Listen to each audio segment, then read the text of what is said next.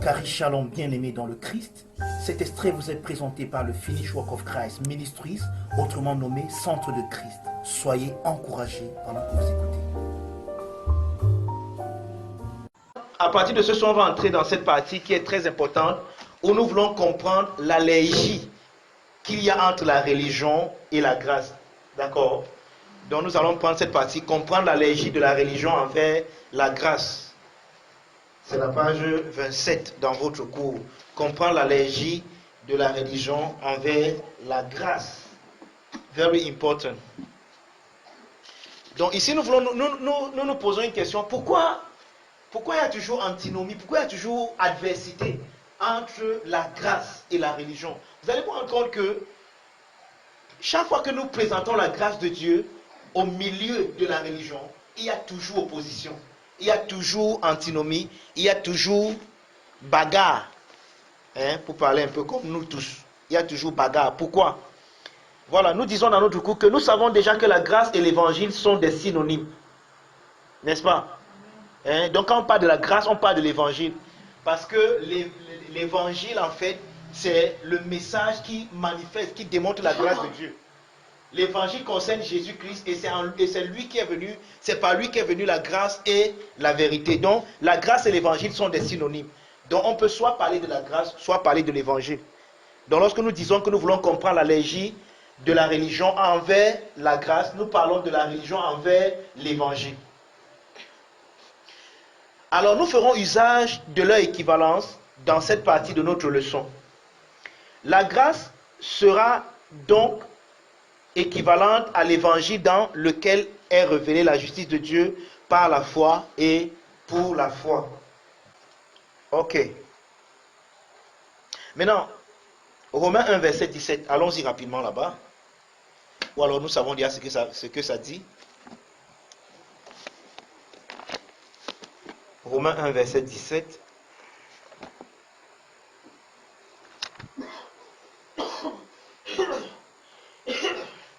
Je vais lire à partir du verset 16.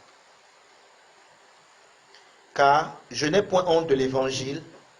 C'est une puissance de Dieu pour le salut de quiconque croit, du juif premièrement, puis du grec. Verset 17. Parce qu'en lui est révélé, parce qu'en lui est manifesté la justice de Dieu par la foi et pour la foi. Donc, ce qui est manifesté dans l'évangile, c'est la justice de Dieu. Et déjà, lorsque vous comprenez déjà ce qui est manifesté dans l'évangile, sachant, comprenant que c'est la justice de Dieu, cela déjà peut nous mettre une puce à l'oreille pour comprendre pourquoi il y a antinomie entre la religion et l'évangile, ou alors et la grâce. Pourquoi? Parce que dans la religion, la justice de Dieu n'est pas révélée, mais elle est acquise. Le religieux essaie d'acquérir la justice de Dieu à travers les œuvres justes qu'il essaie de poser. Pourtant, dans l'évangile, la justice n'est pas un acquis, mais une révélation, une découverte. Donc, dans l'évangile, tu découvres la justice. Tu te rends compte que tu es déjà juste, aussi juste que Dieu. Mais dans la religion, tu veux acquérir la justice. Tu veux la voir avec tes propres forces. Alléluia. Amen. Pourquoi cet antagonisme acharné des pharisiens et des scribes à l'égard de l'amour incarné, c'est-à-dire Jésus-Christ?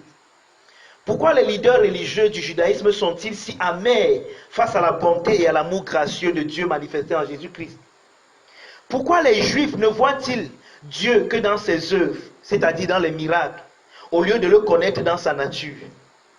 Pourquoi la proclamation de l'évangile rencontre-t-elle une si grande inimitié de la part de ceux qui cherchent à établir leur propre justice par leurs œuvres? Vous voyez, la religion essaie d'établir sa propre justice par ses œuvres. Et c'est ce qui fait que, l'évangile manifeste la justice de Dieu. L'évangile révèle la justice de Dieu. L'évangile dévoile la justice de Dieu. Donc ceux qui ont adhéré, ceux qui ont reçu l'évangile, eux, ils n'essaient pas d'acquérir certaines justices, mais l'évangile leur démontre comment ils ont été justifiés déjà. Amen. Et déjà au niveau même de la justice, il y a déjà cette opposition que nous voyons. C'est-à-dire que le religieux, lui, travaille pour être juste. Mais celui qui a l'évangile, lui, il découvre qu'il est juste. Alors une chose est sûre, il y a déjà dichotomie entre les deux. Amen. nous nous prêchons, nous nous pencherons sur ces points en examinant quelques passages des épîtres pauliniennes. De prime abord, nous devons comprendre qu'il s'agisse du concept de la justice de Dieu.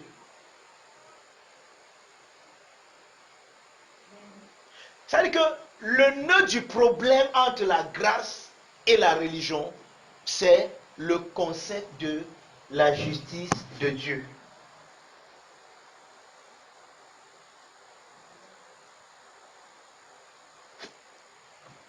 La religion veut acquérir la justice de Dieu, tandis que la grâce révèle, dévoile la justice de Dieu. Amen. Je vais vous lire un passage, Romains chapitre 10, à partir du verset 1.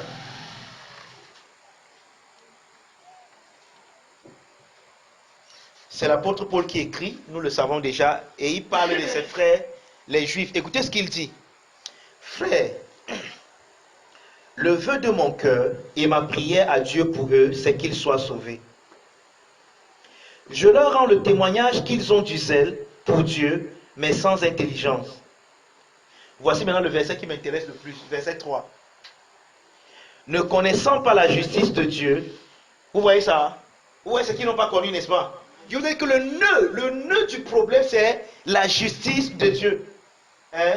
Il dit, je rends grâce à Dieu pour mes frères, le vœu de mon cœur, c'est qu'ils soient sauvés. Or, ce que Paul prie ici, qu'ils soient sauvés, eux, ils pensent qu'ils sont déjà sauvés. Hein? Et Paul dit que je leur rends le témoignage qu'ils ont du zèle, mais sans intelligence. Et voici ce qu'ils font. Ne connaissant pas la justice de Dieu et cherchant à établir leur propre justice, ils ne se sont pas soumis à la justice de Dieu. Ils n'ont pas compris que la justice de Dieu s'obtient par la foi. Mais ils ont voulu établir leur propre justice par leurs œuvres. D'accord? Donc, vous allez voir encore une chose, c'est que le point de divergence toujours entre la religion et la grâce, c'est toujours le problème du don de la justice. C'est pour ça que Paul dit quelque part que ceux qui reçoivent le don, l'abondance de la grâce et le don de la justice régneront dans la vie. Tandis que pour nous, la justice c'est un don que nous avons reçu gratuitement et que nous apprécions. Pour celui qui est dans la religion, la justice est quelque chose qu'il essaye d'acquérir à travers les œuvres justes qu'il essaye d'accomplir. Et plus il accomplit ses œuvres, plus il se rend compte qu'il n'est pas juste. Parce qu'il sera conscient de ce qu'il n'arrive pas à faire pour être juste comme il pense qu'il devrait être juste. Quelqu'un me comprend? Amen. Très important que nous le comprenions. Donc, le focus toujours entre le religieux, c'est pour ça que si vous discutez avec un religieux, vous pouvez vous entendre sur plusieurs points. Mais quand vous allez arriver au niveau de la justice, vous n'allez pas vous entendre là-bas. Parce que lui, il est conscient des choses qu'il essaye de faire. Vous voyez, Jésus nous montre cela dans la parabole de Luc. Je ne sais pas si c'est Luc ou Matthieu, chapitre 19, la parabole du pharisien. Là où Jésus dit que deux personnes sont allées dans le temple pour prier. L'une était pharisien et l'autre était sadducéen. C'est quel passage? C'est Matthieu 19 ou bien Luc 19? Pardon? C'est Luc, n'est-ce pas? Vous n'êtes pas avec moi.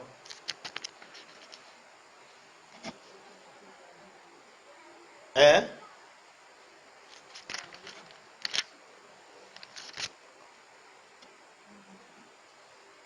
C'est Luc 18 plutôt même. Luc 18, ok. Dans la parabole du pharisien et du publicain. D'accord? Maintenant, regardez la prière du pharisien. C'est une prière qui manifeste une justice qu'on acquiert. Oh Dieu, je te rends grâce de ce que je ne suis pas comme le reste des hommes. Qui sont.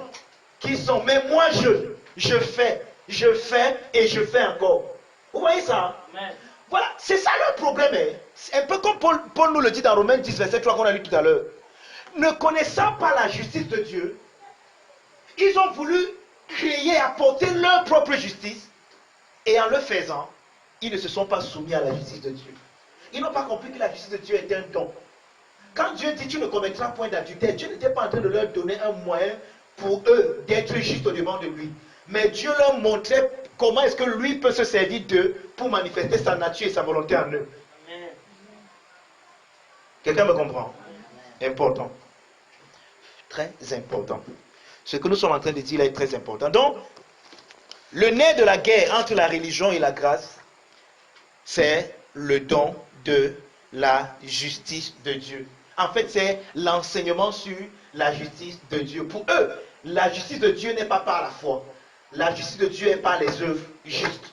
Donc celui qui fait ces choses justes est juste. Mais dans l'évangile, la justice est une révélation, un dévoilement. Amen. Amen. Donc dans la religion, la justice de Dieu est une quête, tandis que dans le christianisme, elle est un dévoilement, une découverte. Donc je découvre chaque jour combien juste je suis. Je me rends compte au jour le jour combien juste je suis. Amen. Tandis que le religieux au jour le jour essaye de tout faire pour être juste. Or moi au jour le jour je ne fais que découvrir combien juste je suis. Vous voyez là le contraste? C'est clair que les deux là ne vont jamais s'entendre, ils ne vont jamais s'aimer. Parce que l'autre sera conscient des efforts qu'il fournit. Il sera conscient de son poneros, du travail qu'il a pour être juste. Pendant que lui là-bas dans ce travail, qu'il sait même que malgré le travail qu'il a il n'est pas juste comme il aimerait être. Mais voilà quelqu'un qui ne fait rien de tout cela, mais qui lui est juste.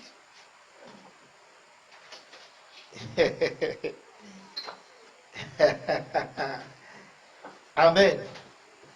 Ok, il y a des passages que nous avons cités ici. Romains 1, verset 16 à 17. Car je n'ai point honte de l'évangile. C'est une puissance de Dieu pour le salut de quiconque croit, du juif premièrement, puis du grec. Parce qu'en lui est révélée la justice de Dieu par la foi et pour la foi, selon qu'il est écrit, le juste vivra par la foi. Galates 3, verset 11. Et que nul ne soit justifié devant Dieu par la loi, cela est évident, puisqu'il est dit, le juste vivra par la foi. Romains 10, verset 5. En effet, Moïse définit ainsi la justice qui vient de la loi. L'homme qui mettra ces choses en pratique vivra par elles. Voilà la justice qui vient de la loi. L'homme qui mettra ces choses en pratique vivra par elles. Donc la vie qu'il aura, c'est la vie de la pratique qu'il aura exécutée. Donc c'est en mettant les choses en pratique qu'il va vivre. C'est en faisant quelque chose qu'il va découvrir qui il est. Si tu changes les pieds en pain, tu es le fils de Dieu. Si tu changes les pieds en pain, tu es vraiment le fils de Dieu. C'est ça la justice de la loi. Or, la loi ne procède pas de la foi. Galates 3, verset 12. Mais elle dit, celui qui mettra ces choses en pratique vivra par elle. Donc à toi de choisir. Tu veux vivre par quoi?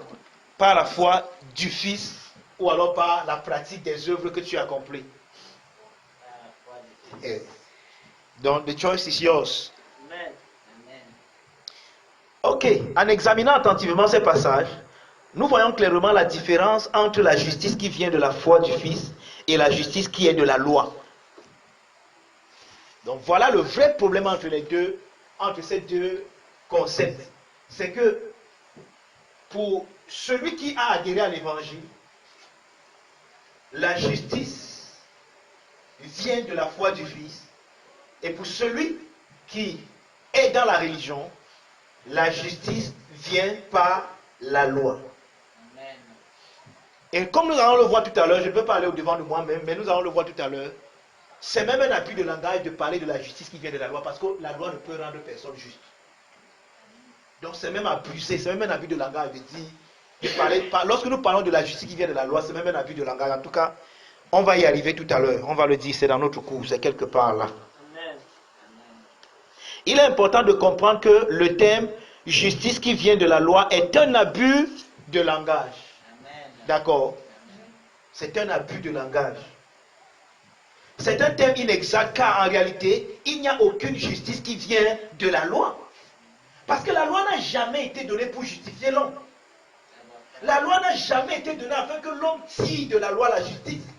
En fait, la loi même été donnée pour le contraire. La loi a été donnée pour que toute bouche soit fermée et que tout homme soit reconnu coupable. Donc, elle ne peut pas, non seulement elle ne peut pas te justifier, mais elle peut plutôt te culpabiliser. C'est même pour ça qu'elle a été donnée. Amen.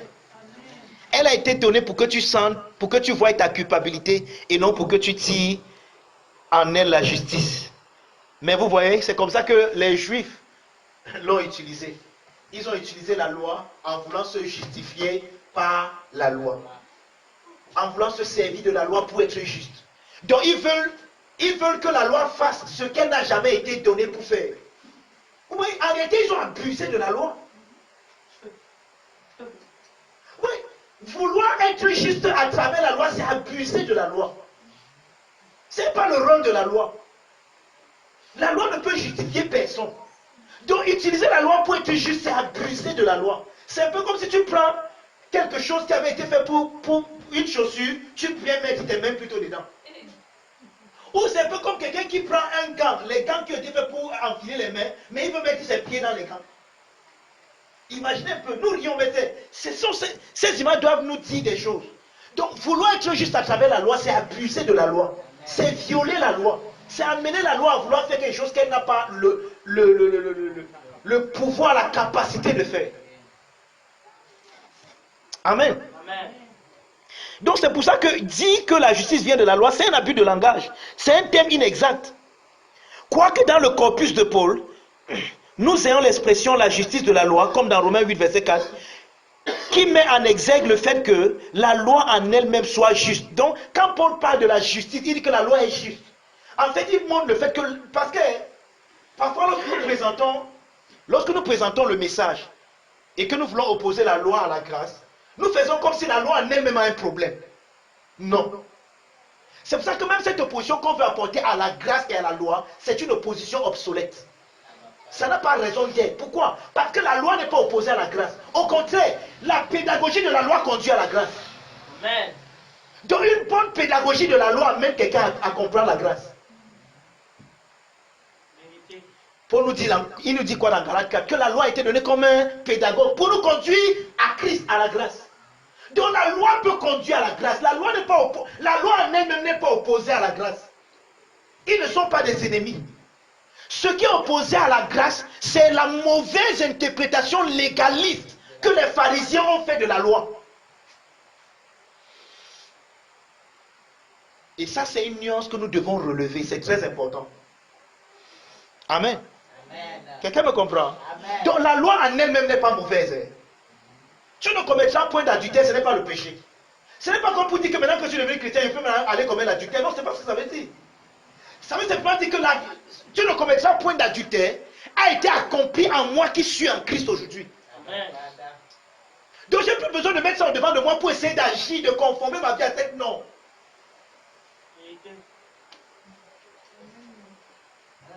Parce qu'il n'y a même plus de normes en Christ. Toutes les normes ont été bannies, détruites. Et c'est ce que nous faisons, nous manifestons, nous disons dans ce cours. Alléluia. Donc la loi en elle-même est juste, bonne et agréable. C'est à cela que Paul fait allusion lorsqu'il parle de la justice de la loi. Paul dit que cette justice de la loi est accomplie. Et le mot accompli vient du mot grec pléro, qui signifie remplir, c'est-à-dire fournir d'une façon libérale, remplir, rendre plein, compléter, rendre parfait, amener au bout.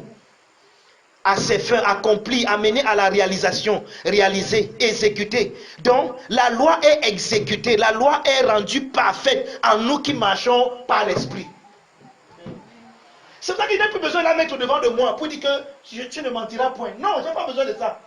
C'est accompli en moi qui marche par l'esprit. L'esprit que tu as reçu, qui est la nature de Dieu, c'est cette nature qu'on voulait définir en montrant aux gens comment la manifester à l'extérieur. Donc tu es en toi, tu es à l'intérieur de toi, la manifestation extérieure de la loi. C'est pour ça que tu n'as pas besoin à l'intérieur d'avoir quelque chose comme une norme que tu ne mentiras point. Non, tu ne mentiras point.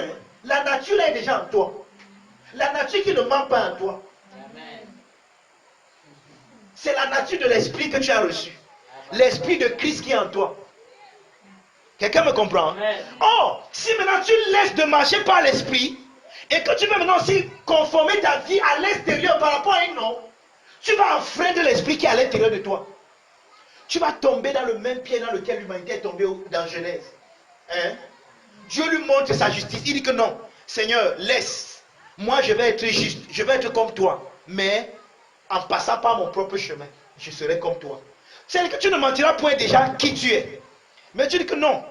Même comme si je suis d'acquis, je n'en tirerai point. Je vais essayer de manifester ça à l'extérieur. En essayant de ne pas mentir. Comme ça, quand je ne vais pas mentir à l'extérieur, ça va confirmer ce que je suis à l'intérieur. Mais là, tu vas tomber dans le piège du nakash.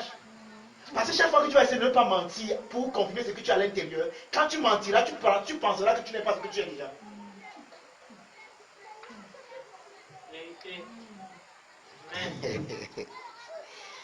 Tu ne croiras pas que tu es ce que tu es déjà et tu vas vouloir l'acquérir avec tes propres œuvres. Et plus tu vas travailler pour être ce que tu es déjà, tu ne le seras jamais. Imaginez-vous que j'essaye de travailler pour être un homme. Imaginez que je vous dise que vous me dites que c'est quoi que je veux être un homme. Je suis sûr que vous allez appeler, si c'est la gendarmerie, quand on vient d'abord me prendre. On m'amène à la cantine, à l'asile des fous là-bas pour voir si ça va encore, si ça va toujours bien. Hein? Vous me dites de travailler, que parce que c'est comment, il dit que je veux être un homme. Je ne sais pas. Je ne sens pas que je suis un homme. Il faut que. C'est exactement la même chose que ça fait spirituellement lorsque tu essayes de travailler pour être juste. Pourtant, tu es déjà juste. Oui, c'est la même image que ça produit dans l'esprit. Maintenant, vous trouvez Thomas est en train de voir. Thomas, c'est quoi? Gars, je veux manifester ma masculinité. Je suis un homme, mais je ne sais pas que je suis. Il faut que je démontre que je suis un homme. Ouais, c'est que tu as un sérieux problème.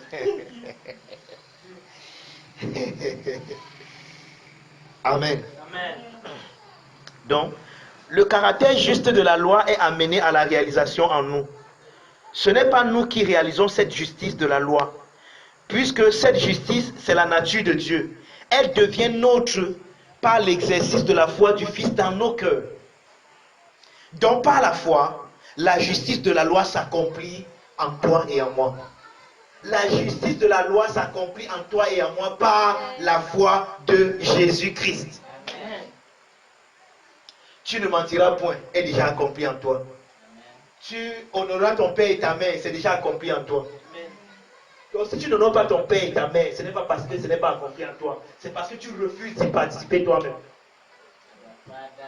Parce que voici notre rôle maintenant. Oui, la justice est accomplie en moi, mais je dois y participer. D'accord? Si je ne participe pas, je vais vivre contrairement à qui je suis. Et croire que ce que je vis, c'est ce que je suis, pourtant ce n'est pas ce que je suis.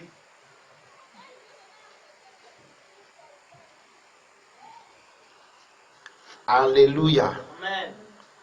Nous avons dit plus haut que la justice qui vient de la loi est un abus de langage, simplement parce que la mauvaise appropriation de la justice de la loi a conduit les Juifs à rechercher, ou alors à chercher à l'accomplir par leurs actes. D'accord? Frère, qu'importe comment tu te comportes, tu ne seras jamais juste à partir de ce que tu fais. Jamais.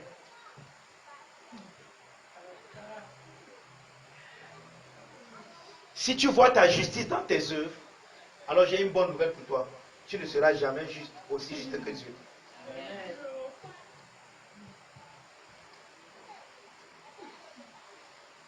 Au lieu que la justice de la loi fasse d'eux ce qu'ils sont, et par ricochet ce qu'ils font, vous voyez ça?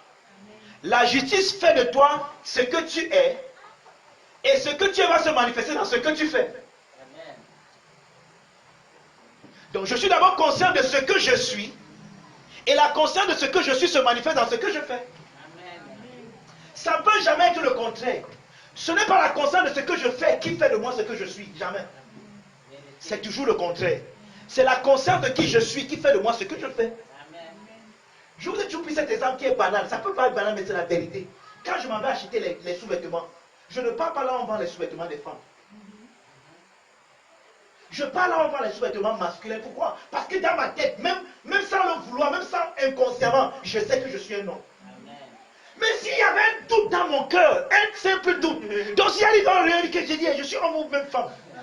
J'ai dit, je suis même un homme, je parle chez les hommes et pas chez les femmes. C'est que j'ai même le choix d'acheter les trucs des femmes et acheter d'amener les porter.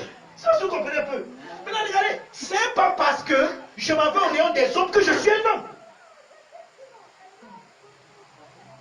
C'est parce que je suis un homme que je m'en vais au rayon des hommes. Quelqu'un me comprend? Oh, la religion veut que c'est parce que je m'en vais acheter les caleçons des hommes maintenant que je suis un homme. Non, c'est parce que je suis un homme que quand je vais au marché, je m'en vais dans le rayon des hommes. Quand je cherche les jeans, je m'en vais dans le rayon des hommes. Quand je cherche à m'habiller, je m'en vais dans le rayon des hommes.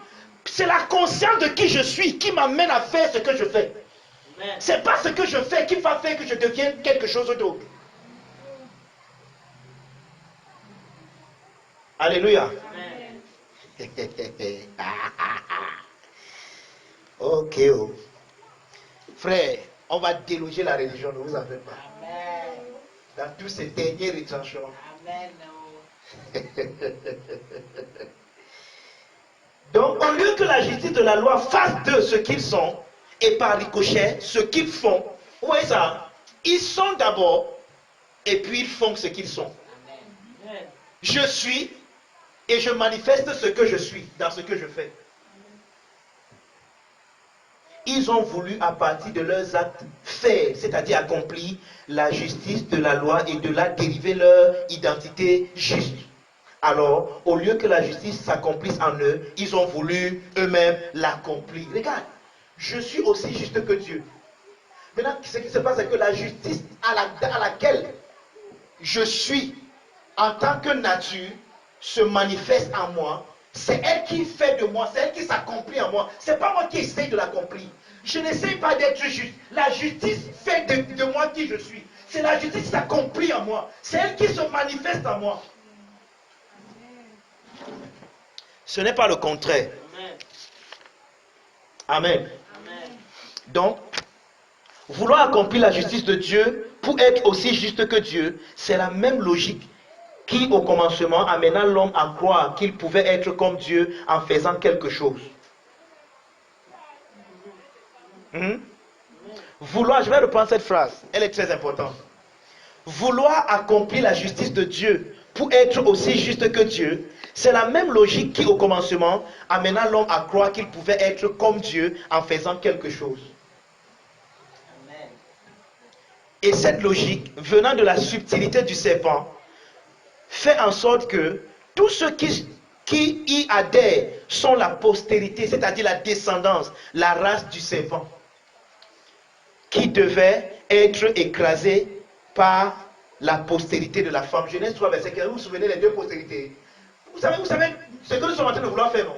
Nous sommes en train de vouloir montrer l'allergie qu'il y a entre la grâce et la religion. Vous n'avez pas oublié, non? C'est notre objectif. D'accord? Nous voulons montrer l'antinomie, l'opposition qu'il y a entre la religion et la grâce. Maintenant, nous avons dit que généralement, ça se retrouve dans la doctrine de la justice. On voit déjà cette antinomie-là dans la doctrine de la justice. Maintenant, regardez. Genèse 3, verset 15, nous met encore la puce à l'oreille. Hein? L'homme vient de pécher et Dieu parle de deux postérités. La postérité du serpent. Postérité veut dire race. Hein? Veut dire descendance. La descendance du serpent et la descendance de la femme. Deux descendances déjà. Et Dieu dit lui-même dans le proto-évangélion, c'est comme ça qu'on appelle ça, donc le proto-évangile, dans l'évangile d'avant, parce que proto veut dire avant. D'accord? Dieu montre qu'il y aura deux postérités. La postérité du serpent et la postérité de la femme. La descendance du serpent et la descendance de la femme. La descendance de la femme va écraser la tête de la descendance du serpent. Donc là, nous voyons qu'il y a une opposition que Dieu lui-même manifeste. Pas qu'il manifeste, mais qu'il met en essai, il montre qu'il y aura deux descendants. Donc, il y aura deux courants. Un courant qui sera le courant, qui sera la race ou la postérité du serpent. Et un courant qui sera le courant ou la postérité de la femme. Et c'est donc là que nous voyons la guerre entre Caïn et Abel, entre la lumière et les ténèbres.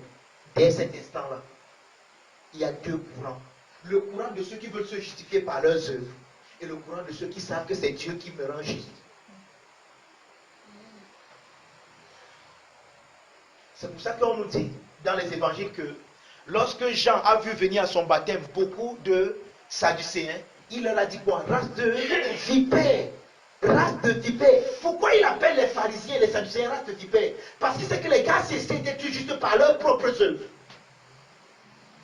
Donc toute personne qui essaie de se justifier par ses propres œuvres est la postérité du serpent. Est un fils du serpent. C'est pour ça que dans Jean chapitre 8, lorsque Jésus causait avec les Juifs, qu'est-ce qu'il leur a dit? Vous pensez que vous êtes les enfants d'Abraham? Il dit que non. Vous êtes des enfants, je connais votre père c'est le diable. Il pêche dans le commencement. Il ne se tient pas dans la vérité. Vous êtes ses enfants, c'est vous êtes la postérité du serpent. Vous voyez comment dangereuse est la religion. Donc, il ne s'agit pas seulement de dire que non, je veux être juste par mes propres œuvres. En le faisant, tu te mets du côté du serpent. Du côté de l'ennemi de Dieu. Du côté du diable. Voilà, j'aime l'appeler ça comme ça, le diable. Pas le diable, le diable. D'accord? Oui, voilà la subtilité de la religion. C'est qu'elle te donne de te mettre à côté. C'est pour ça que regardez un peu comment l'apôtre Paul définit ça dans Romains chapitre 8. Allons un peu dans Romains chapitre 8. Romains 8, verset 5. Ceux en effet qui vivent selon la chair s'affectionnent aux choses de la chair, tandis que ceux qui vivent selon l'esprit s'affectionnent aux choses de l'esprit. Écoutez, et l'affection de la chair c'est la mort, tandis que l'affection de l'esprit c'est la vie et la paix. Car l'affection de la chair est inimitié contre Dieu. L'affection de la chair c'est l'ennemi de Dieu. Les gens sont les cherchent le diable partout, voici le diable. Les gens cherchent Satan partout, voici Satan. L'affection de la chair, c'est l'ennemi de Dieu, c'est l'inimitié contre Dieu. Donc celui qui marche dans la chair se proclame lui-même l'ennemi de Dieu.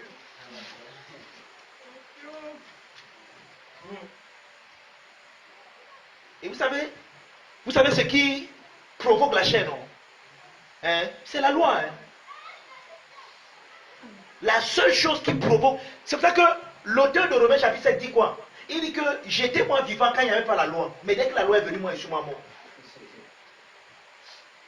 Il dit que parce que je n'aurais jamais connu le péché si la loi n'avait pas dit que tu ne pécheras, point. Je n'aurais jamais connu le mensonge si la loi n'avait pas dit que tu ne mentiras, point. Avant il faisait moi mes choses, je ne savais pas ce que c'était, je vivais. Mais dès que la loi est venue, je suis mort. Pourquoi? Parce que le péché a saisi l'occasion à partir de la loi pour m'affaiblir et pour me prendre captif. C'est ça en fait. La subtilité de la loi, c'est que tu penses que tu t'en vas être justifié par la loi, pourtant en réalité tu deviens esclave de ce que tu essaies de faire. Tu deviens esclave du péché à partir de la loi. La loi te rend esclave du péché. Donc, voici ce que la loi fait. La loi te dit que ne regarde pas là-bas. Mais pendant que la loi te dit que ne regarde pas, elle met en toi le désir de regarder ce qu'elle te dit de ne pas regarder. Donc la loi met en toi le désir de faire ce qu'elle te dit de ne pas faire. Maintenant, quand tu vas faire ça, c'est ce que je t'avais dit de ne pas faire. Donc, pourtant, c'est elle qui a mis en toi le désir de faire. C'est donc ça la subtilité de la loi. Amen. Donc ne cherchez pas l'ennemi de Dieu ailleurs. Amen. L'affection de la chair, c'est l'inimitié contre Dieu. Inimitié contre Dieu.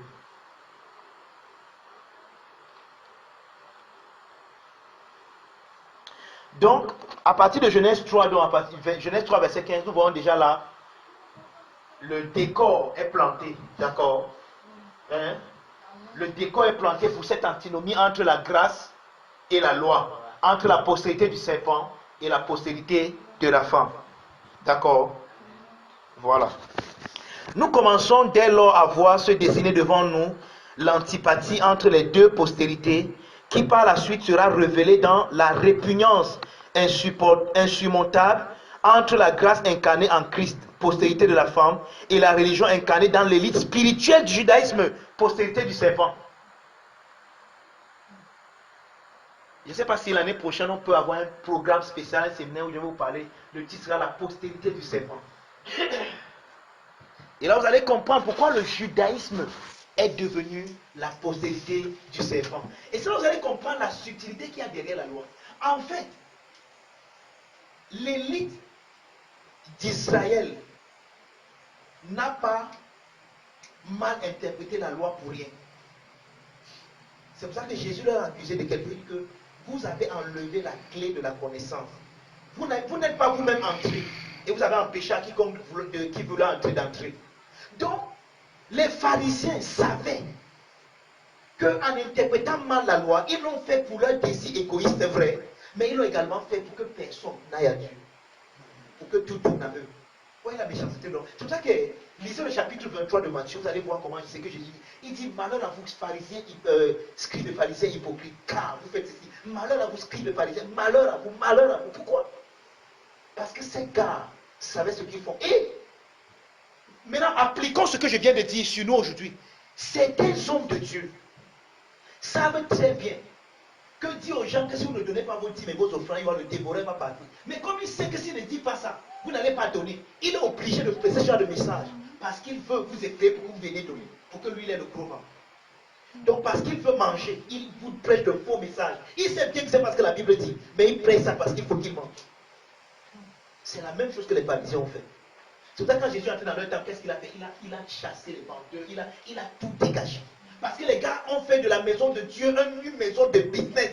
Si on vous dit comment le judaïsme fonctionnait, en fait, c'est pour ça que les banques étaient à l'église. Le système monétaire, vous savez ce qu'on appelle les bourses, le système des bourses aujourd'hui. Vous savez où c'est né? C'est né dans le temple, à l'église. Le système bancaire que les gens vont dire que quand tu as ton CFA, tu vas avoir ton dollar, c'est né à l'église. Il y avait la monnaie du temple. Donc quand les juifs qui venaient de la diaspora, qui venaient de partout, parce que vous savez que les juifs avaient 3 fois par an, les juifs devaient se retrouver à Jérusalem pour adorer le Seigneur dans 3 fêtes, parce qu'il y a 7 fêtes de l'Éternel. Mais il y avait 3 fêtes majeures, la fête de la Pâque, la fête de la Pentecôte et la fête des Tabernacles. Il fallait que le juif partout où tu es, tu viennes te retrouver à Jérusalem pour adorer le Seigneur. Quelqu'un me comprend? Maintenant, qu'est-ce que les gars faisaient? Les gars avaient fait un business, il y avait la monnaie du temple. Donc quand tu venais avec ton argent, tu partais là-bas, tu donnais ton argent, on te donnait maintenant la monnaie du temple. C'est avec la monnaie du temple là que tu donnes les offrandes à l'église. Donc le système d'échange a commencé dans le temple de Jérusalem. Maintenant, quand tu venais toi avec ton mouton qui n'est pas bien pour le sacrifice, qui n'est pas bien portant, quand le prêtre examine, vous savez comment on examinait le sacrifice. Quand le prêtre examine le sacrifice, il dit que non, ton sacrifice n'est pas, tu ne peux pas sacrifier avec ça. Tu penses qu'il va te remettre le non. Il y a maintenant les prix, il te dit qu'il faut acheter le bon mouton là-bas. Tu laisses d'abord ton mouton et tu peux acheter votre mouton là-bas. Donc c'était tout un business. Les gars n'étaient plus là pour prier. Les gars étaient là pour faire leur business. Et quand Jésus est venu, il a dit que zéro faute. La maison de mon père ne peut pas devenir une maison de brigands. C'est pour ça que le terme rédemption que l'apôtre Paul utilise, c'est quoi le mot rédemption? Dans les temples, en fait, je vous ai même expliqué ça ici, n'est-ce pas? Non, je vous ai déjà expliqué ça ici. Regarde, la rédemption, c'est quoi? Quand tu venais, par exemple, imaginons que Victoire vienne et elle a besoin d'argent. Vous savez là, Victoire va prêter de l'argent. Au temple! Pourquoi? Parce que qui est le plus riche en ville? Le prêtre, le sacrificateur. Ça vous étonne, n'est-ce pas? Victoire, ça va donc voir le sacrificateur. Elle lui dit, vraiment, j'ai un problème, j'ai besoin d'un prêt d'argent. Il dit qu'ok, il n'y a pas de problème. Il te fait donc prendre un vœu, jurer au nom de son Dieu. Parce que n'oubliez pas qu'à l'époque, il n'y a pas seulement les temples de Yahweh. Il y avait les temples des dieux païens également. Comme par exemple le temple de la déesse Diane à Éphèse. Vous comprenez? Maintenant, tu prenais donc le vœu, tu faisais donc un parjure, tu jurais au nom de ce Dieu-là, que tu vas venir rendre à tel moment. Maintenant, dès que tu jures comme ça, le prêtre ne te suit plus. Hein. Ton serment te suit. Parce que tu as juré au nom du Dieu là que tu vas venir rendre. Maintenant, quand le temps là arrive et que tu ne peux pas venir rendre, on cherchait donc maintenant un rédempteur. C'est qui le rédempteur? C'est pour ça que j'espère que vous savez au moins que dans la culture biblique, pendant le temps biblique, il y a l'esclavage existait. J'espère que vous savez ça. Les gens n'ont pas commencé comme on vous a appris là, non? Il y avait déjà l'esclavage. Paul parle des esclaves. Et voici donc comment ça se passait. Un rédempteur, c'est qui? Voilà, Victoire a juré qu'elle va rendre, elle a pris 100 000 au temple et qu'elle va venir rendre, elle n'a pas pu rendre. Thomas vient maintenant, il paye les 100 000. Maintenant, Victoire a juré, c'est le Dieu devant qui Victoire a juré qui la tient rigueur, c'est vrai non? Maintenant, Thomas donc vient payer les 100 000 de Victoire. Alors, en ce moment-là, Victoire devient l'esclave de Thomas. Victoire doit travailler pour Thomas jusqu'à ce que Thomas devient le rédempteur. C'est-à-dire que Thomas a payé, maintenant, Victoire n'a plus le problème avec Dieu. Dieu a pardonné à Victoire à cause de ce que Thomas a payé. Maintenant, Victoire devient donc l'esclave de Thomas. Parce que Thomas est le rédempteur. Donc, c'est vrai que vous avez été racheté à un grand prix, servi donc Dieu avec vos corps qui appartiennent. Donc, Paul se sert de ces allégories pour montrer à ces gens ce que Christ a fait. Comme eux, ils pouvaient comprendre ce que ça veut dire être racheté dans leur langage, c'est ce que ça veut dire. Donc, quand Thomas donc a racheté Victoire appartient à Thomas. Amen. Victoire devient la propriété. Donc, Victoire devient la propriété de Thomas. Hein. L'esclavage a été terrible. Hein. La propriété. Donc, la chose de Thomas.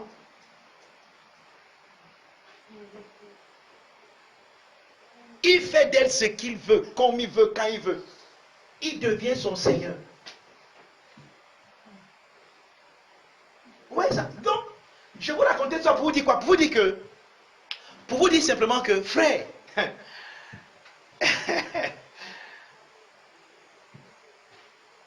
les pharisiens savaient ce qu'ils faisaient. Les gars ont enlevé la clé de la connaissance exprès. Ils ne voulaient pas eux-mêmes entrer. Et ils ont fait que personne n'entre en interprétant mal la loi. En interprétant mal la loi. Ils ont enlevé la clé de la connaissance. Amen. Amen. Donc, c'est important que nous comprenions que ce sont eux. Ça, c'est la race du serpent. La race du serpent, c'est quoi? Le serpent, c'est celui qui pense que je peux être comme Dieu sans dépendre de Dieu. Je peux être comme Dieu par mes propres efforts. Je peux être comme Dieu en comptant sur moi-même. Je peux être juste devant Dieu en dépendant de moi-même. Frère, tu as la mentalité de la race du serpent. Amen. Amen. Ok. Donc nous commençons dès lors à voir se dessiner devant nous l'antipathie entre les deux postérités qui, par la suite, sera révélée dans la répugnance insurmontable entre la grâce incarnée en Christ et la religion incarnée dans l'élite spirituelle du judaïsme. Jésus, s'adressant à ces juifs qui croyaient être la postérité d'Abraham, leur dira qu'ils ont pour père le diable et que ce sont ses désirs qu'ils cherchent à accomplir. Amen. Amen. Maintenant, allons-y, prenons les passages ici. Penchons-nous sur les passages cités ci-dessus pour répondre aux questions posées plus haut. Donc, il y a quelque chose qui manque là. Pour répondre aux questions posées plus haut. Car je n'ai point honte de l'évangile, car c'est une puissance de Dieu pour le salut de quiconque croit, du juif premièrement, puis du grec. Parce qu'en lui est révélée la justice de Dieu par la foi et pour la foi, selon qu'il est écrit, le juste vivra par la foi. Et que nul ne soit justifié devant Dieu par la loi, cela est évident, puisqu'il est dit, le juste vivra par la foi. Galates 3, verset 11. Voici le commentaire que nous trouvons dans la Mirror Bible du théologien François Dutoit concernant le verset 17 de l'épître aux Romains. Nous avons dit plus haut qu'il était question de la justice, n'est-ce pas? Maintenant, nous allons donc lire le commentaire de François Dutoit et nous allons le commenter. La Mirror Bible, c'est une Bible que je vous recommande tellement. C'est une très belle Bible. Et il y a l'application de ça dans Google Play Store. Vous envoyez seulement Mirror Bible. Vous allez voir l'application apparaître, vous télécharger. C'est une très belle Bible. C'est un théologien déjà qui a écrit cette Bible. Donc, vous pouvez imaginer ce qui peut être à l'intérieur, ce qu'elle peut contenir. Donc, voilà ce que François Dutoit nous dit dans Romains 1, verset 17. C'est là que réside le secret de la puissance de l'évangile. Il n'y a pas de bonne nouvelle en cela jusqu'à ce que la justice de Dieu soit révélée. Vous entendez ça? Il n'y a pas de bonne nouvelle jusqu'à ce que la justice de Dieu soit révélée. Donc, allez dire aux gens que répentez-vous car vous allez vous en il n'y a aucune bonne nouvelle dedans. Si vous savez pourquoi je me suis acharné contre quelqu'un qui a publié quelque chose d'antitélestal. Hein? Vous voyez, après il est même. Oui, les religieux sont bizarres. Moi, je ne sais pas comment la religion est. Oui, comment les religieux sont bizarres. Donc, le religieux, dès que tu t'opposes à sa religion, il se sent offensé, genre. Il a publié un truc, mon frère, d'antitélestal, un groupe où nous on enseigne les gens. Et il y a des gens là-bas qui sont encore des nouveaux convertis, nous on les enseigne. Ils viennent mettre une vidéo où on monte déjà dans les cercueils, les gens, un homme de Dieu qui se tient au cimetière, il dit que oh, nous allons tous arriver dans ce lieu et tout, et tout, et tout. Il faut dire que je vous dis un mystère. Il dit que nous ne mourrons pas tous. Amen. Amen. Quelque chose contre laquelle il peut bien faire. On dit que quand ça te tourne, on dit que quand ça te pique, tu laisses seulement, tu dis viens me prendre. Non. Pour nous, hein, la mort est morte dans la mort de Jésus. Amen. Maintenant, nous avons un phénomène, c'est qu'on appelle le vieillissement. Vous voyez comment ma barbe est devenue blanche? Quand elle avait 15 ans, c'était pas comme ça, elle n'était pas blanche. Amen. Amen. Maintenant, regardez, et je vous ai expliqué que même scientifiquement, les recherches que les scientifiques font aujourd'hui, ils veulent comprendre le phénomène du vieillissement. Parce que le vieillissement ne s'explique même pas scientifiquement. Parce que chaque 7 ans, tu deviens neuf.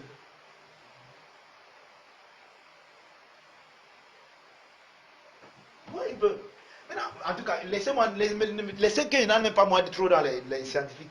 Ce que vous voulez dire, c'est quoi? C'est que la mort n'est pas une fatalité pour un enfant de Christ, pour un enfant de Dieu. Regarde, c'est même un gain pour nous. Pourquoi? Parce que quand nous sommes, aussi longtemps que nous sommes dans cette tente, nous sommes limités, frère. Tu entends parler que tu parles de Christ tous les jours, non? Mais réalité, tu l'as déjà contemplé face à face. Dès que tu fermes tes yeux ici, bam! Oui, c'est pour ça que parfois, hein, il y a des gens comme nous, parfois on peut même fermer les yeux. Si on veut se relocaliser vite. Parce que parfois tu penses que, oh Seigneur veut te voir. Face à face. Toi et moi, face à face. Qui n'a pas envie? C'est un peu comme, c'est pour ça que Paul appelle notre séjour ici les fiançailles. Vous savez pourquoi? Vous avez déjà vu une femme qui est fiancée. Quel est son désir le plus cher? Se marier, le jour de son mariage. Donc, toi là qui ne veux pas aller te relocaliser, il faut qu'on fouille bien ton problème. Frère, si tu es vraiment en Christ, et qu'on discute, c'est pour ça qu'il y a pas pour dire un gars que tu viens dire que tu vas oui demain, il dit qu'après que oh, gloire à Dieu, il va le voir face à face. Tu dis que non, tu vas me dire que gloire à Dieu, il va prêcher encore les. Donc, le gars, tu ne peux pas décourager une personne comme celle-là. Frère, si on me dit aujourd'hui que je meurs demain, je ne vais pas pleurer. La seule chose qui peut me faire mal, c'est peut-être les choses que les dieux pensent que je devais accomplir, qui n'ai pas pu accomplir. Les livres que je devais écrire, qui n'ai pas pu écrire. Mais l'espérance que j'ai me donne d'être plus heureux que d'être ici avec vous. Amen. Ça me fait que quelqu'un parle comme ça, non? Je vous dis que si il me localise maintenant, il serait plus heureux que donc. C'est pour ça que ne pleurez pas. Réjouissez-vous. Chantez et dansez. Je suis allé me marier avec mon. J'étais fiancé tous les jours, il fallait que je voie mon époux. Je suis allé le voir face à face. Maintenant, il voit Christ. Il dit, hey, Nayou, hey, Jesus, hey. Maintenant, je le vois face à face. Qu'est-ce qu'il y a de plus beau que ça? C'est pour ça que quand les gens comme les Moïse ont compris ça, ils disent que, on dit que quand Moïse devint grand, il n'a pas refusé d'être. On dit qu'il a refusé d'être le fils de la fille de Pharaon. Il a préféré souffrir. On dit que parce qu'il voyait l'invisible, on dit qu'il a estimé que le propre de Christ était plus important que les petits plaisirs de l'Égypte. Quand tu commences à comprendre, à marcher dans le sang de la destinée et du plan de Dieu pour toi, le monde s'y perd son attrait pour toi. Il n'y a plus rien ici qui t'attire, rien ne t'attire, rien. C'est vrai que les gens qui ont atteint cette spiritualité, parfois, sont allés, on les appelait les moines. Voilà, ils se sont retirés même du monde. Ils sont allés se mettre quelque part pour seulement contempler, prier et contempler Dieu tous les jours. Jusqu'à ce qu'ils partent. Mais ouais, notre Kisaïe de Dieu, nous sommes dans notre ère de la globalisation. Notre Kisaïe est tellement ancré, enraciné dans le monde, frère. Comme la femme de Lot. On dit que sortez de ce homme et on dit que non, mon frère, j'ai laissé ma robe. En voulant regarder, elle est devenue la statue de ça. On dit qu'elle allait regarder en arrière, allez foncer. Elle dit que non, yeah, mon agent de Djangi. Regarde mon agent de.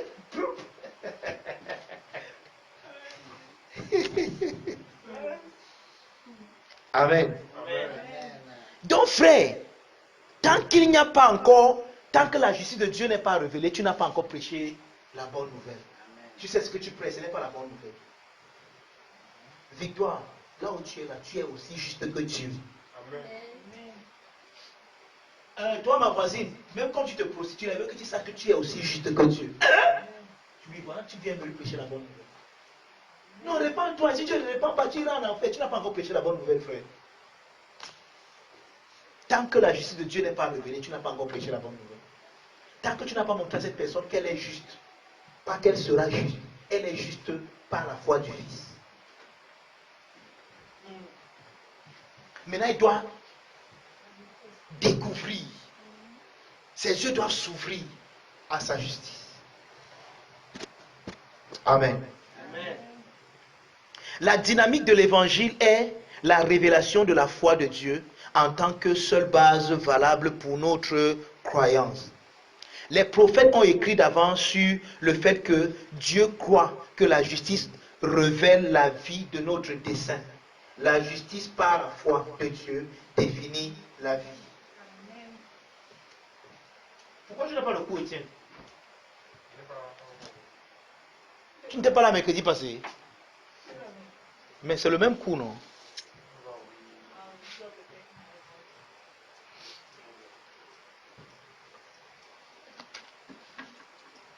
Il y a des coups ici, mais je ne sais pas moi lesquels c'est. Je ne sais pas si c'est les mêmes coups.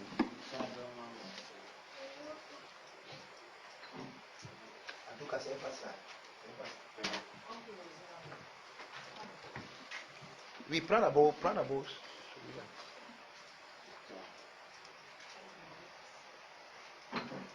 Amen. Amen. L'évangile est la révélation de la justice de Dieu. Il révèle comment le Père, le Fils et l'Esprit ont réussi à rendre l'humanité juste à leurs yeux. D'accord? Frère, ça paraît bizarre, non? Le Père, le Fils et le Saint-Esprit ont réussi à rendre l'humanité juste à leurs yeux. Ils ont réussi, ils n'ont pas échoué. Amen. Donc aux yeux du Père, du Fils et du Saint-Esprit, l'humanité est juste. Amen. Non, parce que tu ne connais pas mon voisin, c'est un sorcier. C'est sûr que le pasteur, s'il ne connaît pas mon voisin, s'il connaît mon voisin, il ne peut pas dire qu'il est juste. Il est juste.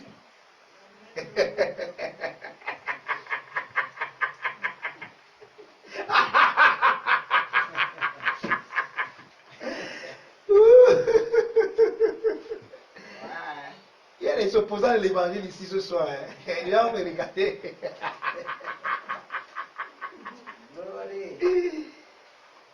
Oh, le pasteur ne connaît pas mon prof de maths. Il est méchant.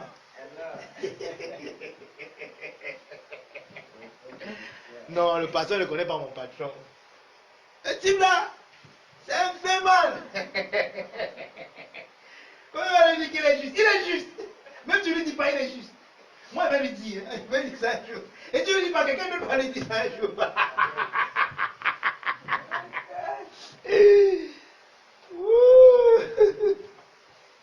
Glory. Vous êtes pour nous ou bien contre nous? Il s'agit de ce que Dieu a fait juste, non de ce que Adam a mal fait. Oui, nous sommes d'accord que si les hommes souffrent, c'est parce qu'Adam a pris un mauvais choix. Vous êtes d'accord? Amen. Mais pourquoi nous n'acceptons pas aussi que parce que Jésus a fait un bon choix, il a restauré ce qu'Adam avait fait? Pourquoi nous croyons qu'Adam est capable de détruire, mais nous ne croyons pas que Jésus est venu restituer ce qu'Adam a fait? Donc nous avons plus foi en Adam qu'en Jésus. Donc Adam était plus fort que ce qui... Donc Adam était capable de détruire. Jésus n'est pas capable de construire. Oui, nous sommes d'accord que tous les hommes vivent ce qu'ils vivent parce qu'Adam a fait quelque chose. Mais nous ne pouvons pas aussi, nous ne sommes pas d'accord que tous les hommes ont été restaurés dans ce que Christ a fait. Donc nous avons plus foi en la force d'Adam et foi en la faiblesse de Christ. Nous croyons au tout-puissant Adam et au moins que puissant Christ.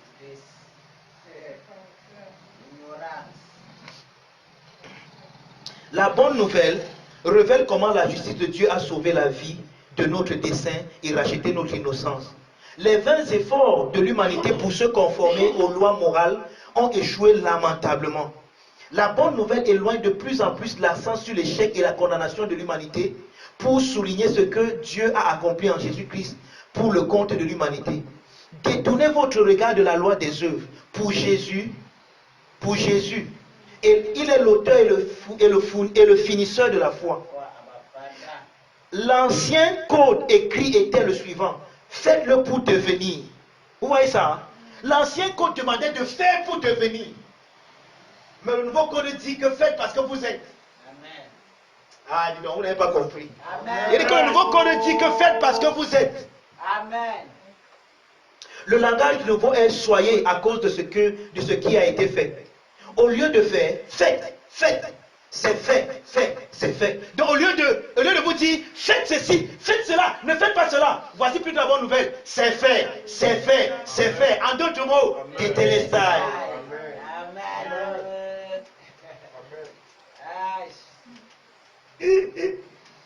C'est la foi de Dieu pour commencer. C'est de foi en foi et non notre bon ou mauvais comportement. Nous ne sommes pas définis par notre performance ou par nos circonstances. C'est fait. L'humanité est juste, c'est fait. Réconcilier avec Dieu, c'est fait. Leurs péchés ne leur sont pas imputés, c'est fait. Frère, ça ne sera pas fait, c'est fait. Même si tu ne crois pas, c'est fait. Ça n'a pas besoin de ta foi. La foi du Fils est suffisante. Parce qu'il est l'alpha et l'oméga de la foi.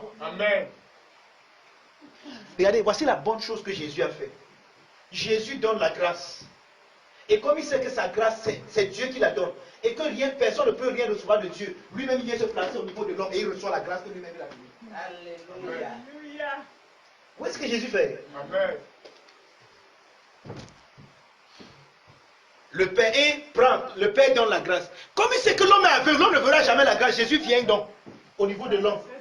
Il devient l'homme et il reçoit lui-même la grâce. Donc il est en même temps celui qui donne et celui qui reçoit. Amen.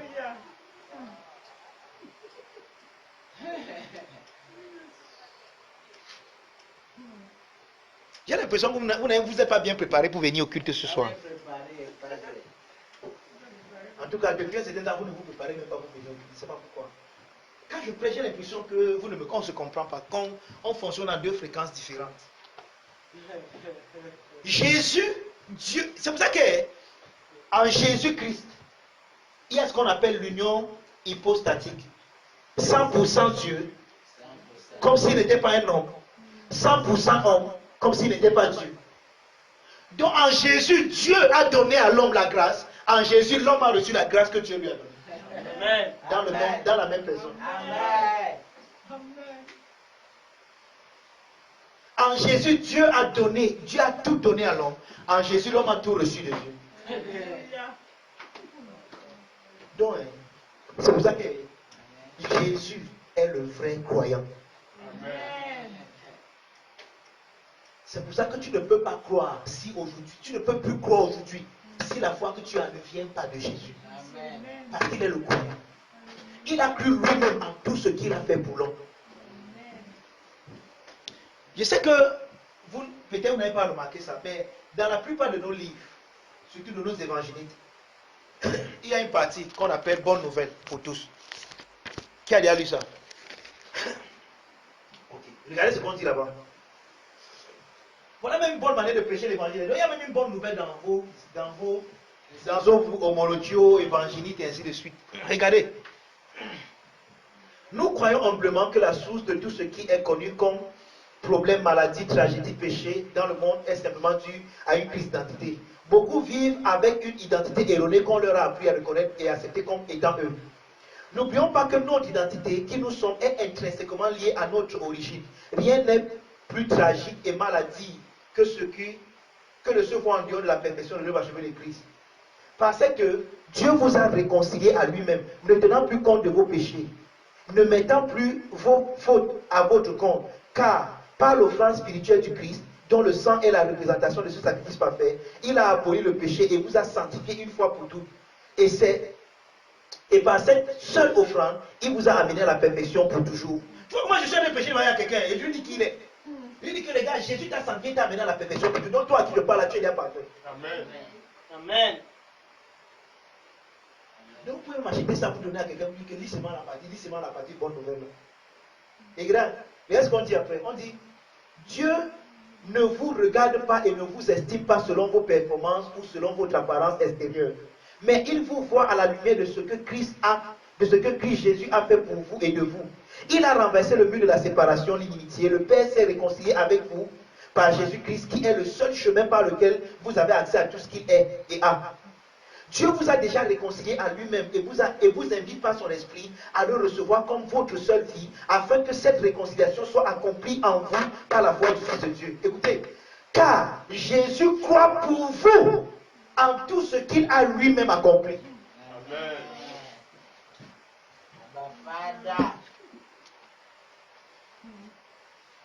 La femme que tu appelles prostituée là, Jésus croit pour elle à ce que lui-même il a accompli pour elle. Amen.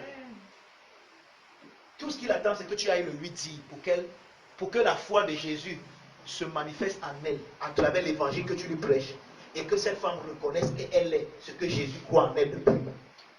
Croit d'elle depuis. Donc frère, nous ne produisons pas la foi. Nous ne faisons pas marcher la foi. Nous ne sommes pas dans les petites, les grandes fois. En tout cas, tous ces mois-ci, dans nos crises, nous sommes en train de parler de la foi. On se refait ici à Habakkuk 2, verset 4. Le juste ne vivra pas sa foi. Tu vois, quand on dit le juste ne vivra pas sa foi, ça là c'est qui? La foi de Dieu. Habakkuk voit une nouvelle base complète de la position de l'humanité devant Dieu. Au lieu de lire la malédiction lors d'un désastre, il se rend compte que la promesse dépasse les performances en tant que base de l'acquittement de l'humanité. La malédiction est retirée de l'équation. Galates 3, verset 13. Le Deutéronome 28 ne serait plus la motivation ou la mesure d'un bon ou d'un mauvais comportement. Au lieu de la justice en récompense des efforts de l'humanité pour obéir à la loi, Habakkuk célèbre la justice de Dieu basée sur la croyance de Dieu face à un désastre apparent représenté par le témoignage de toutes les malédictions mentionnées dans le Deutéronome 28. Donc, quand vous lisez Habakkuk, là où on a cité, il dit que le juste vivra par la foi. Normalement, Habakkuk est en train d'aller en contre-courant de ce qui se passe. En fait, on est en train de lire les malédictions de Genèse chapitre 28 d'Habakkuk. Mais lui qui est en contre-courant, il dit que le juste vivra par la foi. Donc, il montre que le juste n'a pas besoin de vivre par les œuvres de la loi. Amen. Frère, quand vous avez de telles choses, lisez-les et méditez-les. C'est important pour vous d'aller vers ces choses, pour les méditer, pour les comprendre pour vous-même. Amen. Ça veut dire que quand vous avez un cours comme celui-ci, allez lire Habakkuk. Lisez les passages qu'on a cités là-dedans, ça va vous aider. Frère, faites vous-même les recherches. Je me peine à écrire les cours-ci pour que demain, quand toi tu ouvres la bouche pour parler de Dieu, que tu parles comme un expert. Amen. Amen. Je me peine à faire comme ça. Je peux aussi faire comme tout le monde. Je peux faire, je prépare un enseignement. Comment faire le dimanche? Non? Est-ce que le dimanche vous donne quelque chose?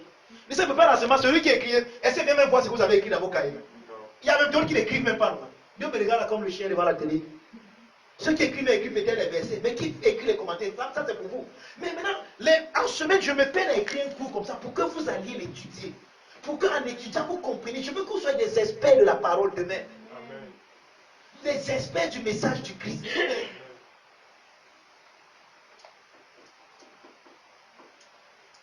Amen.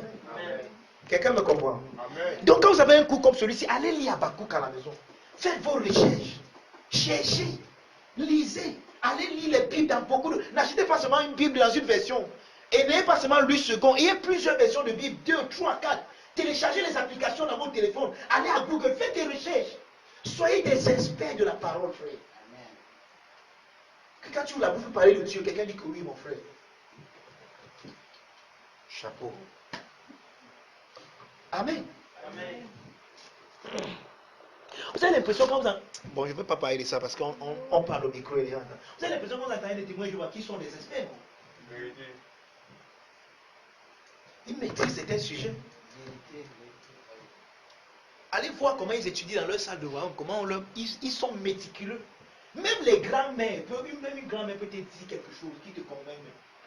Parce qu'elle récite ça dans sa tête, elle connaît. Même les grands-mères.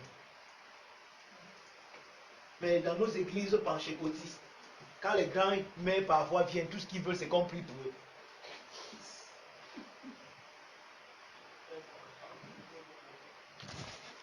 C'est pour ça que ces gars réussissent quelque part là où nous avons échoué. Allez voir, les grands-mères, elles prennent sous la pluie, elles prennent le parapluie, elles partent prêcher la bonne nouvelle du royaume. Hein, une terre qui bientôt deviendra paradis. Tu as dit que c'est le mensonge qui prêche. Toi non qui prêches la vérité, tu as prêché ça où? Et ça, tu es resté dans ta chambre avec. Amen.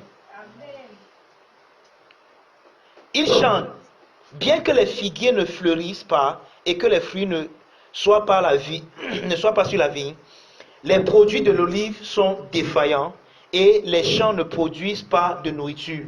Je me réjouis dans le Seigneur, je me réjouirai dans le Dieu de mon salut. Dieu, le Seigneur, est ma force. Il fait mes pieds comme des pieds de biche et il me fait marcher sur mes hauteurs. Habakkuk 3, verset 17 à 19.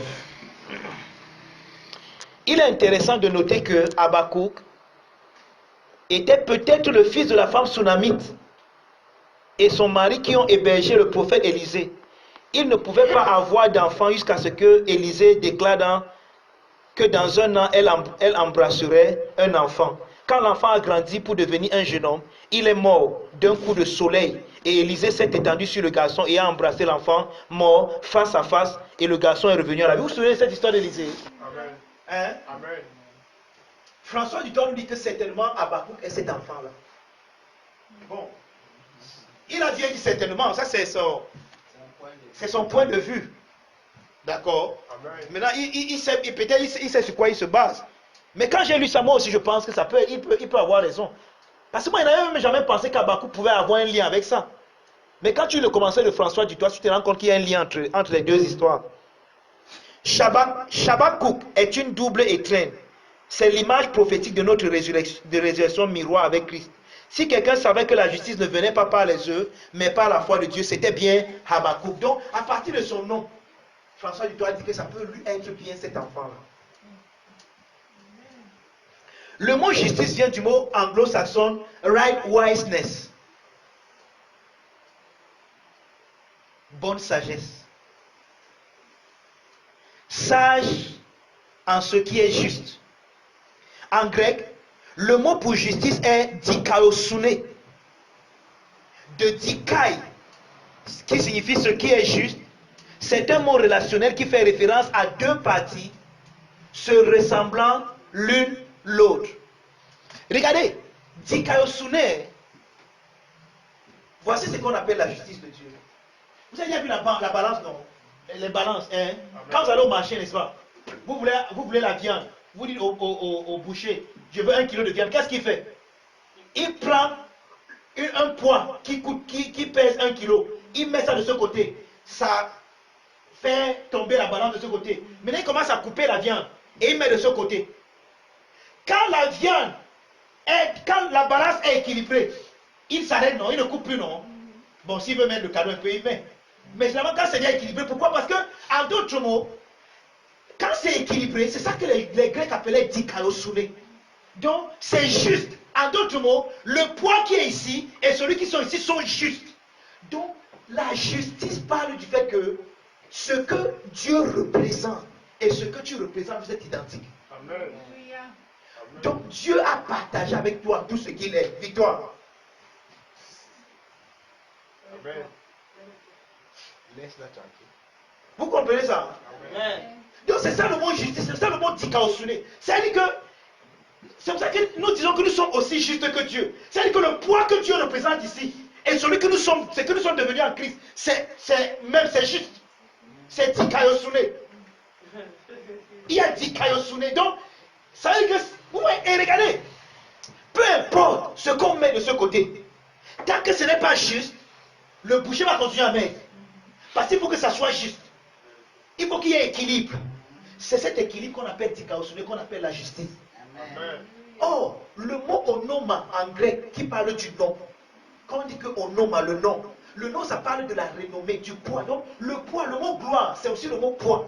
Donc la gloire, c'est que Dieu représente dans son aide, dans sa gloire. Il a partagé ça avec toi. Et quand on te met, toi et Dieu, il y a dikaiosune.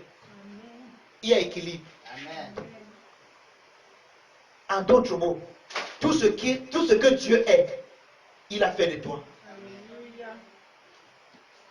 Quelqu'un comprend ça? Amen. Donc, en Christ, tu n'es déficient de rien. Il ne te manque rien. Tout ce que Dieu est, il a partagé cela avec toi. Donc, la justice souligne l'harmonie dans les relations. Vous voyez ça, non? l'harmonie dans les relations. D'accord? La justice de la foi n'a rien de commun avec les philosophies païennes de karma et de l'approbation basée sur la performance. Il ne pourrait jamais équilibrer la balance ou être lié de manière égale dans n'importe quel contexte. Le mot hétérozugéo, un joug inégal ou indifférent, le mot hébreu zugo indique des paires de deux objets identiques. Un joug ou un enseignement, le joug d'un rabbin ou d'un philosophe représentait leur doctrine. Rappelle le mot hébreu pour justice, sédek, qui inclut également l'idée de la poutre en bois dans une balance d'équilibre. Vous voyez ça, non? Est-ce que vous expliquez tout à l'heure? La tige grecque de la justice est une dike. Et il est intéressant de noter que la déesse grecque de la justice est Dike, prononcée Dike, et qu'elle est toujours représentée tenant une balance à la main. Donc, quand les Grecs veulent parler de la déesse de la justice, on l'appelait Dike. Et elle est toujours représentée en tenant une balance à la main. En d'autres mots, la justice, Dieu, en disant que Dieu nous a fait aussi juste qu'il est, c'est-à-dire que Dieu a équilibré la relation entre nous. Amen. Oh. Ouais, Seigneur. Oh, comment on peut dire de telles choses et vous êtes comme ça, non, frère? Sincèrement. Et qui est Santo du Christ. Oui, pourquoi je ne peux pas inviter certains de mes amis de venir prêcher ici, non? Parce qu'il peut dire ce que vous faites comme ça. Si c'est moi-même, si c'était une autre église, on m'avait invité, je ramasse ma Bible et mes affaires, Dieu parle, moi je ne prêche plus pas. Comment on peut dire que Dieu a équilibré la relation entre lui et vous, vous restez tranquille, frère? Ah. Wonderful. Hey, bah. Ok, oh. Ok, oh. Vois aussi 2 Corinthiens 6, verset 15. Dans Colossiens 2, 9 à 10, c'est en Christ que Dieu trouve une expression exacte et complète de lui-même dans un corps humain. Il reflète notre complétude et est l'autorité ultime de notre véritable identité. Il est l'autorité ultime de notre véritable identité. Amen. Ok, oh. Ok, gloire à Dieu, j'ai bientôt fini. Bientôt, je vais quitter devant vous, vraiment. Que je fasse vite et quitte devant vous. Ça. Et voici comment la Miroba présente le deuxième passage, celui de Galates, où l'apôtre Paul, où l'apôtre cite encore Habakkuk. Habakkuk confirme de manière concluante que la justice fondée sur la foi de Dieu est le seul fondement de la vie. Cela met fin à toute justification possible devant Dieu basée sur un comportement moral. Toute justification devant Dieu basée sur un comportement moral a pris fin, est devenue caduque, obsolète. C'est ce qu'on appelle la morale, non? Si vous ne connaissez pas, ABC, la famille chrétienne, premier cours, première leçon. C'est après quoi nous sommes dans cette partie de notre leçon. Ce n'est pas la doctrine de la justice à proprement parler, mais c'est la compréhension de cette allergie de la religion envers la grâce de Dieu envers la grâce de Dieu. Et le dernier passage nous renseigne énormément là-dessus, puisque la justice fondée sur la foi du Fils a toute justification basée sur un comportement moral. Il devient donc clair que la postérité du serpent incarné par la caste religieuse juive ne serait qu'antipathique à celle de la femme qui incarne la grâce et l'amour de Dieu. Ouais, nous sommes en train d'expliquer pourquoi il y a cette antipathie entre eux. Regarde, pourquoi les pharisiens étaient-ils jaloux et mécontents de voir Jésus marcher avec les gens de mauvaise vie? Parce qu'eux, ils savent qu'ils font des efforts pour plaire à Dieu. Et ils savent qu'ils n'arrivent pas à plaire à Dieu. Mais il faut comment celui qui dit qu'il est Dieu, et il savait bien qu'il est Dieu. C'est pour ça qu'ils étaient jaloux. S'ils ne savaient pas que Jésus était Dieu, ça leur dirait bien que... Mais qui est Jésus? Pour que quand Jésus marche avec les gens de mauvaise vie, ça les énerve. Pourquoi ils sont énervés? Parce qu'ils savent que voilà Dieu. Mais eux donc, qui savent que voici Dieu, ils pensaient que Dieu devait donc venir leur approuver eux. Mais Dieu est plutôt contre eux, mais va approuver les gens qu'eux, ils pensent qu'ils ne devraient pas mériter. C'est ça qui les énerve. Donc, le religieux est énervé parce que toi, dans la grâce, tu as tout. Lui, je n'y prie pour avoir l'onction, mais toi, tu es là, tu as ça, donc, gratuit. Lui, il connaît les efforts qu'il fait pour ne pas commettre l'adultère. Mais toi, tu es là, tu dis que le péché est aboli en Christ. Il ne comprend pas ça. Il connaît les efforts qu'il fait pour ne pas mentir. Mais toi, tu vis, tu manifestes ça sans effort. Pourquoi? Alors lui, il est fâché. Lui, il est énervé.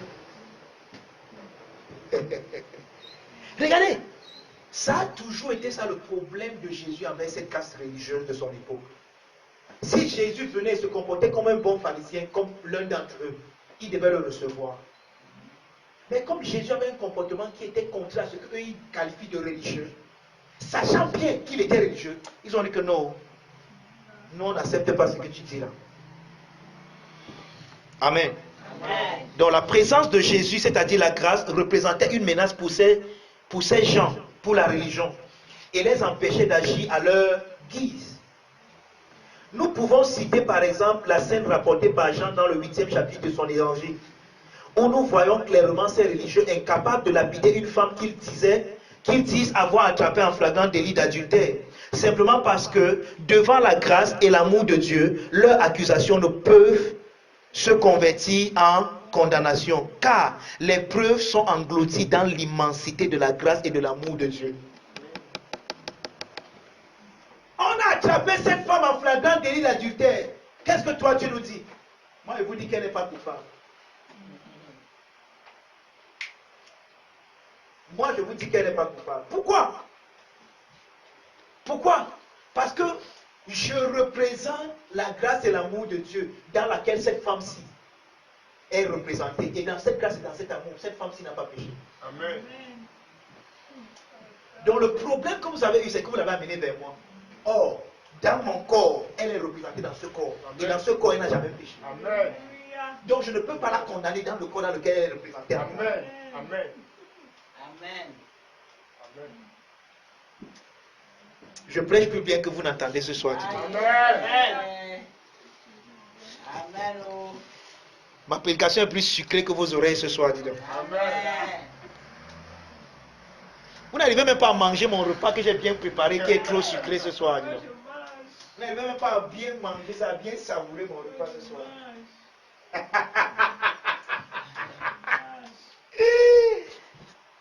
C'est quand il faut préparer et tu manges ça un genre, elle va se dire que mon frère, vraiment prochainement, je ne prépare plus ça. Votre manière de manger le repas, le bon repas, si peut me faire croire que je n'ai pas bien préparé. Il sait que j'ai bien préparé, que j'ai bien servi, C'est très bon. et que je suis en train de bien servir. C'est très bon. Donc je m'en fous de votre comportement et Amen. de votre enthousiasme. Amen. C'est pour cela que Jésus dira à cette femme, je paraphrase, comme tes accusateurs n'ont pas pu te condamner, moi non plus je ne te condamne pas. Ils ont fait de toi, par leurs accusations, une telle femme, mais moi, je dis que tu n'es pas une telle femme, car si tu l'étais, tu serais lapidé. L'amour et la grâce que j'incarne ont enlevé les preuves de ton accusation et empêché ta condamnation. Va dans cette logique selon laquelle tu n'es pas cette femme et ne le deviens pas. La conscience que tu n'es pas cette femme te fera vivre comme celle que tu es. Car vivre autrement serait manquer le but. Alors, ne manque pas le but en vivant comme la femme que tu n'es pas. En d'autres mots, va et ne pêche plus. Voilà ce que nous sommes en train d'interpréter là depuis. Va et ne manque pas le but. Va et ne vis pas comme celui-là qui est endetté. Parce que Jésus a payé toutes tes dettes. Amen. Va et ne vis pas comme celui-là qui est déprimé. Parce que Jésus a été déprimé pour que tu ne sois plus déprimé. Amen. Va et ne vis pas comme celui-là qui est stressé. Parce que Jésus a été stressé pour que tu ne sois plus jamais stressé. Amen. Va et vis comme celui-là qui n'a pas la pression. Parce que Jésus a subi toutes les pressions sur la croix. Pour que toi tu ne subisses plus de pression. Va et vis comme celui-là qui n'est plus malade. Parce que Jésus a été malade de ta maladie. Afin que tu sois guéri dans sa guérison.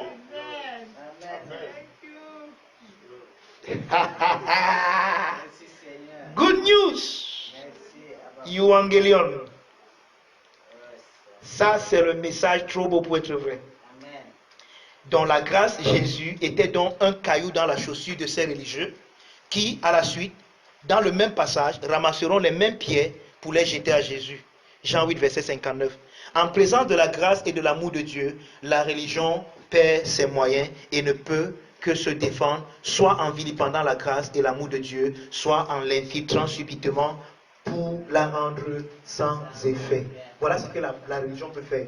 Soit la religion va vilipender la grâce et l'amour de Dieu, soit elle va l'infiltrer. Pourquoi? Parce qu'il y a une loi qui dit que quand c'est gratuit, dès que tu essaies de faire l'effort pour l'obtenir, tu rends obsolète ce qui était gratuit. Voici comment Paul explique ce que je suis en train de vous dire là. Attendez que je vous montre. Romains chapitre 11. Je crois le verset 6.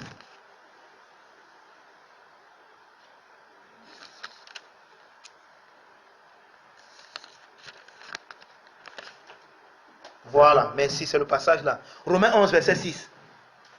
Quelqu'un l'a lu pour nous. Or, si c'est pas grâce, Oui. ce n'est plus les œuvres. Vous entendez ça? Hein? Amen. Amen. Autrement, la grâce n'est plus une grâce. Vous voyez ça? Hein? Amen. Si c'est par grâce, il n'y a plus les œuvres dedans. Dès qu'on met les œuvres, la grâce n'est plus grâce. Donc, c'est ce que la religion fait. Quand elle ne peut pas vilipender la grâce, elle vient l'infiltrer avec ses œuvres. Et dès que vous mettez une seule œuvre, ce n'est plus la grâce. Amen. C'est vrai que mon homme de Dieu, mon père spirituel, son excellent le révérend Dr. Sean Smith, il dit que Jésus-Christ plus rien, zéro égale tout. Mais dès le temps où tu mets quelque chose ici, à plus quelque chose, c'est égal rien. Tu annules la grâce. Donc voici, ouais, et c'est ce que les judaïsants ont fait dans Galate. Ils sont venus infiltrer la grâce. Et Dieu aux Galates que oui, vous êtes sauvés, c'est vrai que vous êtes sauvés par la grâce. Mais au moins, respectez au moins la circoncision. Faites-vous circoncis. Et dès que les Galates ont commencé à se faire circoncis, ils ont annulé la grâce. Dès que tu ajoutes une seule petite œuvre, c'est pas moi qui dis, ouais, je sais bien encore, peut-être on n'a pas bien compris. Lis encore un peu. Or, si c'est par grâce, ce n'est plus par les œuvres. Autrement, La grâce n'est plus une grâce. vous entendez ça? Hein? Amen. Amen. Si c'est pas la grâce, il n'y a pas une seule œuvre dedans. S'il y a une œuvre, ce n'est plus la grâce. Et le contraire aussi est vrai. Si ce n'est pas les œuvres, lis la suite dit quoi, Joseph? Et si c'est pas les œuvres, ce n'est plus une grâce. Autrement, l'œuvre n'est plus une œuvre. Ça veut dire quoi? La grâce et les œuvres se repoussent, sont opposées. Donc tu ne peux pas les mettre ensemble. Si c'est la grâce, il n'y a plus d'œuvre. Si c'est les œuvres, il n'y a plus la grâce.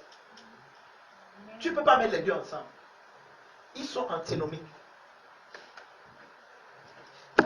Et c'est là où on s'arrête pour notre cours de ce soir. Merci pour votre enthousiasme. Merci pour votre manière de manger ce beau repas. Amen. Une manière très, très décourageante, mais je ne me découragerai pas. Oui, peut-être c'est édifiant, le prédicateur est édifiant, mais l'écoute n'est pas édifiante. Parce que vous aussi, vous devez m'encourager à dire non. Vous voyez pas qu'on n'a pas vu aujourd'hui. Regardez, la semaine passée, on avait seulement lu un seul truc comme ça. Pendant combien? Tous ces 3 heures, 2 heures. Mais regardez tout ce qu'on a lu aujourd'hui, parce que je courais même passer. Vous ne m'encouragez même pas à vous dire plein de choses que j'ai envie de vous dire. Il n'y a pas de problème. Prenons une ou deux questions. Et je me plains comme ça tous les jours, vous ne changez pas.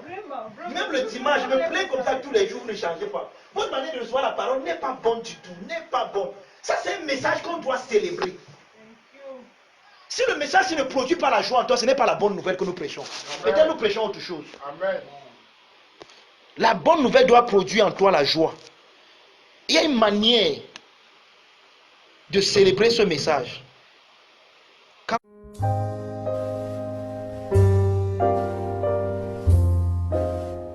Cet extrait vous a été présenté par les amis et partenaires du Finish Work of Christ Ministries, le centre de Christ, situé en face du lycée de Bonasama à Bonabéry.